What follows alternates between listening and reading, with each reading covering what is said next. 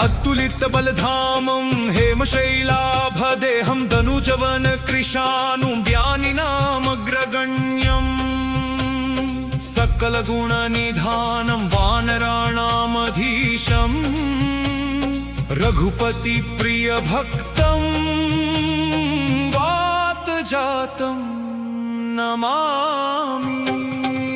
ॐ ऐं ह्रीं हनुमते श्रीरामदूताय नमः।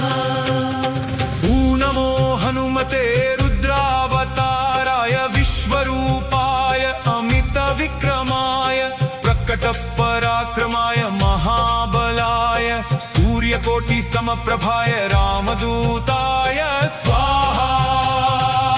नमो हनुमते रुद्रावताराय रामसेवकाय रामभक्तितत्पराय रामहृदयाय लक्ष्मणशक्ति वेदनिवारणाय लक्ष्मणरक्षकाय दुष्टनिबर्हणाय रामदूताय स्वाहा। नमो हनुमते रुद्रावताराय सर्वशत्रुसंहरणाय सर्वरोगहराय सर्ववशीकरणाय रामदूताय स्वाहा।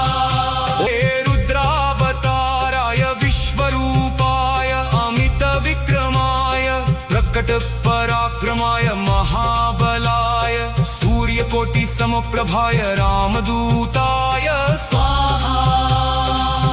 नमो हनुमते रुद्रावताराय रामसेवकाय रामभक्तितत्पराय रामहृदयाय लक्ष्मणशक्ति भेदनिवारणाय लक्ष्मणरक्षकाय दुष्टनिबर्हणाय रामदूताय स्वाहा। नमो हनुमते रुद्रावताराय सर्वशत्रुसंहरणाय सर्वरोगहराय सर्ववशीकरणाय रामदूताय स्वाहा।